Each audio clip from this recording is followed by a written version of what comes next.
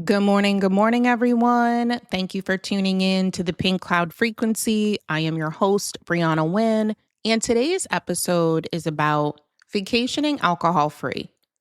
One of the biggest fears people have when they consider giving up alcohol is vacation. What about the beach, the all inclusives, the cruises, sitting by the pool, happy hour? Somewhere along the way, we've been taught that alcohol is part of the vacation experience. And for me, before I fully committed to the decision to quit drinking, I always came back to, but I'll drink when I travel to X, Y, and Z. So I understand it. But now, after traveling alcohol free to London, Nashville, Florida, and after attending other celebratory events, I've discovered that the things I loved most about vacation were never alcohol. And the things alcohol promised to enhance were actually diminished by drinking. So today I want to talk about the difference between escaping your vacations and experiencing your vacations. Vacation for most women represents freedom, relaxation, fun, celebration, connection, adventure. So alcohol gets attached to those feelings. But alcohol alone doesn't actually create those feelings. The vacation does. The beach does. The people do. The food does. Perhaps most importantly, the break from your routines does. Alcohol simply receives the credit. Over time, it's easy to mistake the alcohol for the experience itself. You start believing that alcohol is what makes the vacation relaxing and fun, exciting, and memorable, when in reality, those qualities already exist before you even start drinking. After years of pairing alcohol with vacations, beaches, resorts, special occasions, the two become psychologically linked. Eventually, the thought of a tropical drink or arriving at the airport and seeing other people at the airport bar, that can automatically trigger feelings of relaxation and anticipation. That's simply classical conditioning. You begin to associate the feeling with the drink rather than the experience itself. So when we imagine vacation without alcohol, it can feel as though something important is missing because we've been conditioned to believe that we need it. But why do we even take vacations in the first place? To relax, to recharge, to make memories with the people that we love, to experience new places, to disconnect from work and responsibilities, to enjoy ourselves. Alcohol becomes your vacation companion, so to speak, yet it's the one thing that disrupts nearly every one of your vacation intentions. If alcohol helps you relax, then how come you return more exhausted than when you left? How many vacations have you come home from needing a vacation from your vacation?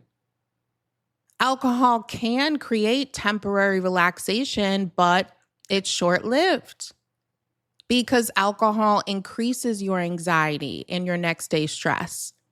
It dehydrates you, especially if you're traveling to a warmer climate. It lowers your frustration tolerance and patience. Alcohol disrupts your sleep quality and impacts your recovery. So your vacation that should be fun, exciting, and restorative actually becomes another form of exhaustion. That's why you come home, excuse me, feeling like you need another vacation or like you need to rest for a full week. Let's say that you are traveling with your family. You arrive to your destination late at night. You wake up early the next morning to sightsee. By mid-morning, you're ready for a drink because it's vacation. So you have a couple mimosas at brunch. Now you're walking through a crowded city with your family. The temperature's warm. You've been on your feet for hours. You arrive at a major attraction only to discover there's still a long line despite having tickets. As you're waiting, the crowds bother you more. The noise bothers you more. The kids bother you more. Everything starts to feel more irritating than it should. Yet you don't even realize why. Part of you is enjoying the experience, but the other part of you is starting to feel physically exhausted. So to take the edge off, you are already starting to think about your next drink. Now repeat some version of that scenario 4, 5, 6, or 7 days in a row. Of course you're depleted because your body never fully got the opportunity to recover. During the day, it's constantly working to compensate for dehydration, disrupted sleep, fluctuating blood sugar, and the physiological stress alcohol places on your body. Then at night, when you should be resting and restoring, your sleep quality is compromised. So you wake up the next morning not fully recharged. And that cycle continues day after day throughout your trip. What was supposed to be restorative slowly becomes draining. I know because I used to experience the same thing many, many, many times. But it wasn't until I stopped drinking that I realized firsthand how much better vacations are without alcohol. London wasn't my first alcohol-free trip, but it was my first time traveling to an entirely new destination, alcohol-free. It was at around 8 weeks. At one point, we were in London. I traveled with my son and best friend. We were waiting to visit the House of Parliament. The line was excruciatingly long. And yes, we did have tickets. But rather than become irritated or count down every minute, we had more conversations. We noticed more of our surroundings, the beautiful architecture, the monuments. We took pictures. The wait didn't matter. It was simply part of the experience. And this happened time after time, waiting to get on the London Eye, the river cruises, even waiting to check into the hotel. But in the process, I was striking up conversations with people who were all very friendly, I might add. But my point in saying that is I was present in the moment. I was not annoyed or upset. I wasn't thinking about sitting down or getting a drink to take the edge off or starting to feel stressed out over minor inconveniences, which are par for the course when you're on vacation.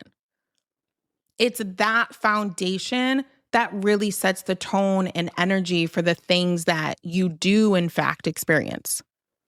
You begin to go about your day in a very carefree way.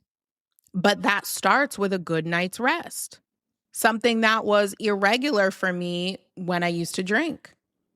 I would stay out late, sleep poorly, wake up feeling exhausted, asking other people to take their shower first because I didn't feel like getting up and moving along. We would go back and forth for stretches of time trying to figure out who was going to get up and get the ball rolling. I didn't have the physical energy or the mental energy even to get ready for the day. So we would waste valuable vacation time simply trying to feel normal again. Wondering how close by there was a greasy breakfast option. And at the time, I don't want to say I didn't realize it, but I didn't fully register that I didn't have to vacation that way. I didn't have to waste mornings, waste valuable time, or spend mornings recovering when we should have been out, feeling good, getting the day going. Whereas in London, I would wake up excited every morning. If my friend and my son were sleeping, I would just wake up, journal, shower. I would either have a coffee at the hotel or I would take a quick walk and go get one. But that alone sets the tone for the day. To be available, to be ready, to want to explore more, to book more activities, and have the energy. When you're alcohol free, you can stay out late at night without compromising your waking hours the next day. You have the physical and mental capacity to fully participate in your vacation. Not just the major attractions, but the entire experience. The mornings, the conversations, the meals, the walks between destinations, the memories, and even the inconveniences, because those things are the trip. At one point, we had an attraction booked, which was a private tour for the changing of the guards. Somehow, the guide didn't show up or we showed up late. I can't entirely remember. Needless to say, the guided tour didn't happen. But rather than get upset and swear off the experience, which I would have likely done when I drank, we just continued on. What happened was, without the guide, we somehow got an up-close personal experience that I don't think we would have gotten if we were with a guide and a group of people. That is the difference of being able to remain present in the moment, to be flexible when things don't go your way, and to have a level of acceptance and learn to appreciate your circumstances regardless of the inconveniences. Not allowing your emotions to get the best of you because of those minor incidents. For me, that's huge. I travel a lot to so many different destinations, and when you go through inconveniences, whether it's big crowds, long lines, not getting to see the attractions that you were hoping to, restaurants not having your reservation on file, beach cabanas being fully reserved for the day, the weather, you name it. All of those little things are going to happen because that's life. That's vacation. But it's how you respond to them that's going to determine the quality of your trip.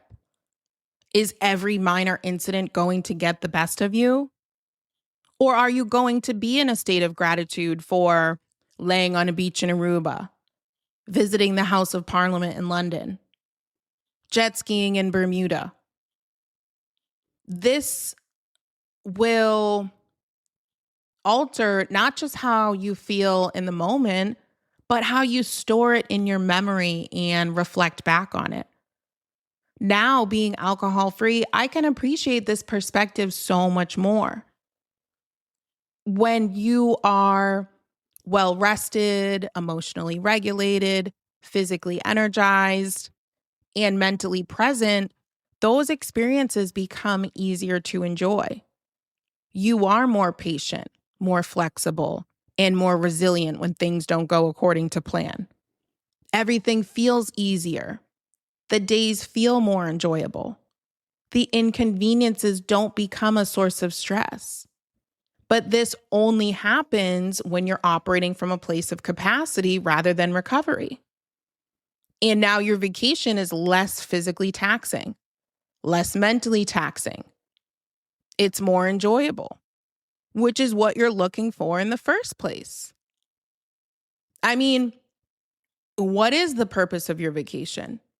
To escape your life or to experience it? For the most part, vacation already removes responsibilities, routine, home life daily stressors. You're not on vacation doing endless loads of laundry or driving your children to and from practices or games. You're not showing up to the office. So what are you trying to escape with alcohol when the vacation itself is the escape? Vacation gives you the opportunity to fully experience your life from a different perspective. And you can do that effortlessly during alcohol-free travel because you have more energy, because you got a good night's sleep, because you are more patient.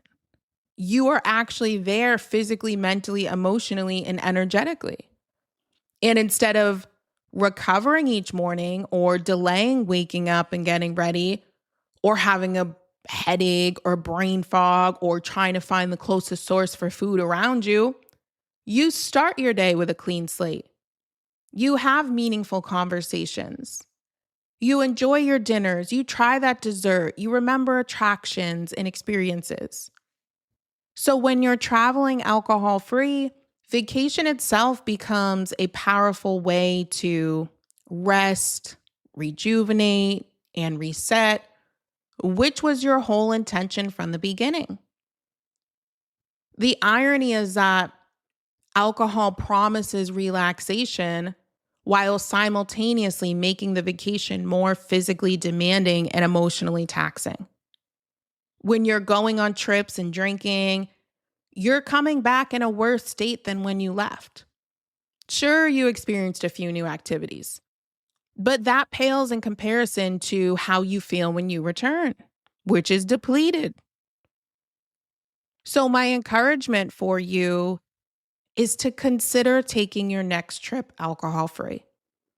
Because I promise you, you can socialize. You will relax. You will enjoy yourself.